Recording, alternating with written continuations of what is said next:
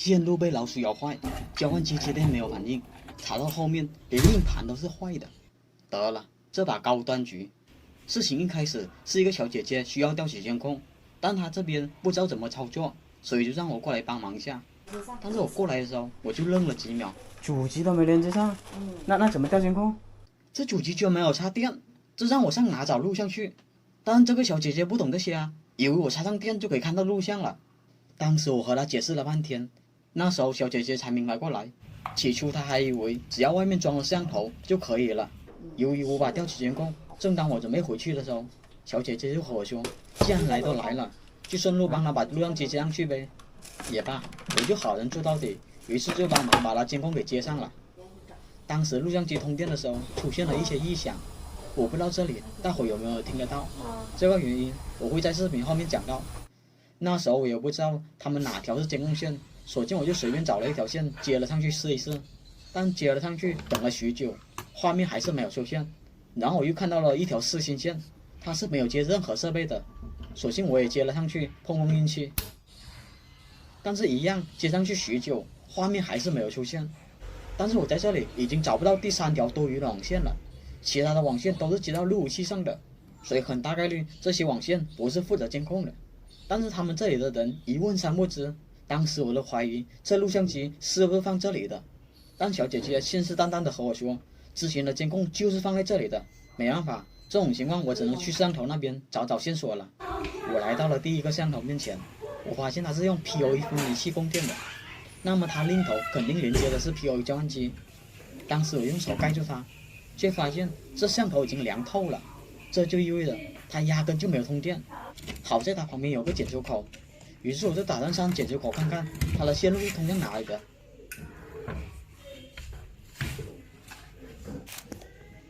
当时我看了下，它的线路是通向墙壁里面的，这就没办法了。我也顺路看了下吊顶的情况，也没有找到交换机的影子。然后我再来到了第二个摄像头，发现它一样也是这种分离器供电的，那它肯定还有个 PO 交换机才对。于是我就再次回去检查了一番。这交换机在哪里啊？就是找不到它。这个是路由器，也不是。当时我找了好久，愣是没有看到交换机的影子。遇到这种情况，我也没有什么好的办法，只能上巡线仪了。但是巡线之前，我总是习惯性的对一下线，因为这个是一个很实用的小技巧。如果网线接到另头设备上，不管这个设备有没有通电，只要我对线，它都会亮灯的。如果网线出现断芯的情况，它也会显示几号芯是断的。但是我对线的时候，我就发现网线只有4、5、7、8的芯是亮的，但是我看了下网线，它是打8芯的。当时我以为这条网线出了问题，于是我就换了个摄像头。让我没想到的是，即使我换了个摄像头，对线的时候发现一样只有4、5、7、8芯是亮的。我当时以为是个巧合，于是我又换了另一个摄像头。让我没想到的是，这条一样是只有4、5、7、8芯是亮的。接连3条网线都是这样，这就不是巧合了。这种情况只有找到它另头才能知道是什么原因了。好在这里的线路是跟随着线槽走的，这让我省了不少事。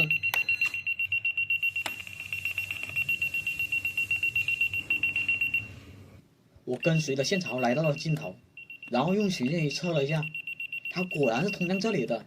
但是网线到了这里，它就入墙了。不过好在墙的另头它有个剪出口，于是我就来到了这个剪出口碰下运气。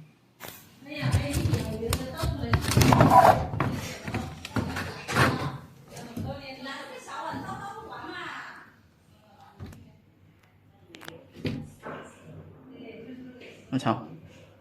果然，我在这里就真的找到了一个 PoE 交换机，但这个交换机它是不通电的。当时我就检查了一下插座，发现它插座也是没有通电的。这个就不管了，现在目前我要做的是，我得确定一下这里有没有网线是通向录像机那边的。当时我拔了这2条上连口的网线，打算寻一下它是不是通向房间里面的。但是我这里对了下线，发现愣是没有一个灯是亮的。然后我又换了另一条线，发现一样是不亮一个灯。这可不是什么好消息。罢了，遇到这种情况，我只能巡线了。当时我回到房间，以为很容易就找到这条网线，让我想不到的是，寻迹仪找了半天，愣是没有半点反应，就连这最明显的视线线，寻迹仪它也是不响的。这种情况，我只能试试其他网线了。但是我又经过了一番查找，确实找不到任何网线。没办法，我只能回到吊顶上看看是什么情况了。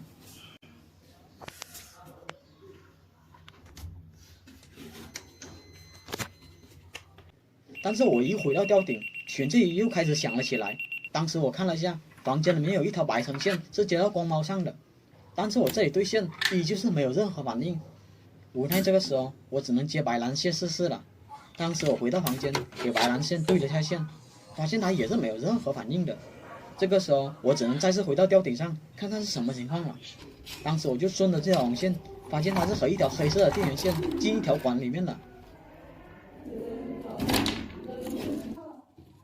我又顺着管发现，它这一处有被老鼠咬过的痕迹，好在是没有咬断的。这种情况下也是不影响我找线的。我再往里面看了下，它的方向确实是通到房间里面的，于是我只能再次循线碰运气了。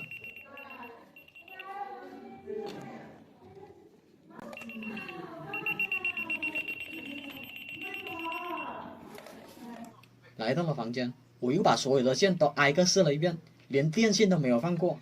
但是我找了半天，确实没有。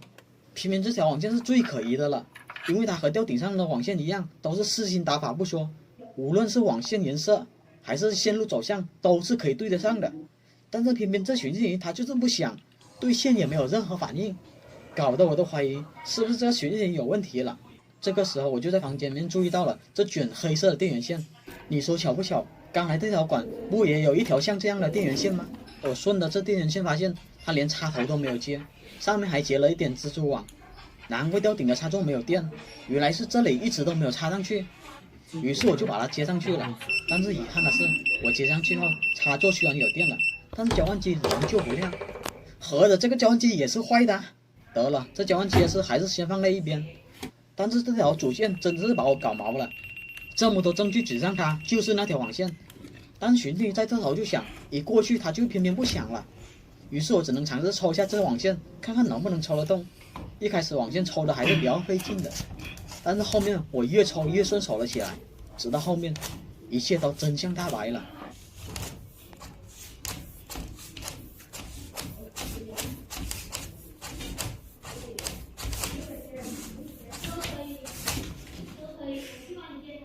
我操！难怪寻迹到那边就会响了，感情这线中间已经被老鼠咬断了，这下麻烦了。主线断了不说，就连交换机也是坏的，而且我在吊顶上面还看到其他上头的网线都有不同程度被老鼠咬过的痕迹，这下搞得我不敢确定这些线路还能不能用了。就算这些网线能用，那么这些上头是否又能正常的工作？尤其是这种分离器，它是最容易坏的了。这属于叠 buff 了，这是。这时候我就想到了，录像机开机的时候它有一些异响，于是我就马上过去检查了下它的硬盘。我擦，就连硬盘都是识别不到的。遇到这种情况就赶紧跑路吧，这种情况是修不得的，它是多待一会儿你就跑不掉了。本来是要分享这公司的网络卡顿案例的，后面却发现故障还没有修好，刚正常了2天又开始卡了起来。不过经过几天的排查下来，故障的范围已经很小了。我检测到他们网络存在一些攻击，我不知道这些攻击来源于外部网络，还是他们内部网络的服务器已经中了毒。相信再过几天就能知道答案了。后面我也没闲的，又驱车去了一家电竞的酒店。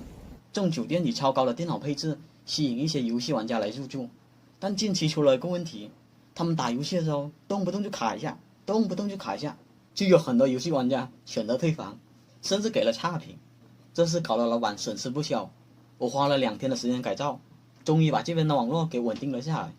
但是还要观察一段时间，如果网络确实正常了，我才能出这期视频。最后我要讲的是，从这期视频开始，我可能视频的风格就要发生变化了。自从我把故障讲得更细节化后，我的播放量真正明显的下跌。比如上期视频总长9分49秒，但是我在3分50秒就已经找到了问题。你的宽带有问题，你这宽带有问题。当时我怕很多入行的新手不懂我是如何知道故障的，索性我当时就选择辛苦一点，把3分50秒的视频剪成9分49秒。但是这一举动却引来了一群人嘲笑和谩骂，有些建议我读个大学，有些建议我报个课程班来学下，还有些说我不会就不要来害人，甚至有一些不懂装懂的过来带节奏，比如这个只会拼，不会摁select，不会 up， 不会催生。其实我都怀疑他到底有没有学过网络。请问视频里面的故障，你这几个命令能起到什么作用？当时就有网络专业的学生站出来反对他。其实这种人起哄不可怕，可怕的是还这么多人支持他。还有像这种先骂专为师傅再骂我的，更厉害的是还要求我带个光猫。你让个弱电工带个光猫过去，这已经不是外行不外行的事了，我都怀疑他有没有干过这行。还有一种是冷嘲热讽型的，亏他还是粉丝，还是铁粉那种，他要拿出更好的解决方法，那我还能理解。但是这种人他就是拿不出来。请问断网需要什么原理？这你问任何一个人都没办法给出答案，因为这种原因实在太多了。可能一个水龙头松动了，交换机没有插电，宽带线废了，网线坏了，或者 IP 不对，光膜故障，接线不对等等原因，我不得挨个排查一遍吗？难不成我过去设备就开口说话了，老哥是我坏了，赶紧过来修我？我也不想怀疑他的水平，没准他天赋异禀，真的能和设备沟通呢。让我欣慰的是，我也看到很多人在评论区分享自己遇到过的案例。在我看来，人家专不专业不重要，难得可贵的是把自己遇到案例给分享出来，而不是像这种人仗着自己刚学会那么几条命令，还没用熟练就过来踩你几脚了。这种人我果断让他账号没有机会看到我的视频了。不是我心眼小，而是我花几10个小时弄的视频给这种人看实在不值得。经过了这段时间考虑，以后我的视频可能不会讲那么细了，一来是被这些人搞烦了，二来也是累了。这样的剪辑视频已经严重到影响我的工作了。以后的话，我的视频可能非常的短，可能过去直接换个设备，毫无逻辑的就把故障给解决了，不会像之前那样花那么大的精力把故障讲得那么细了。因为我差点忘了，这不是教学平台，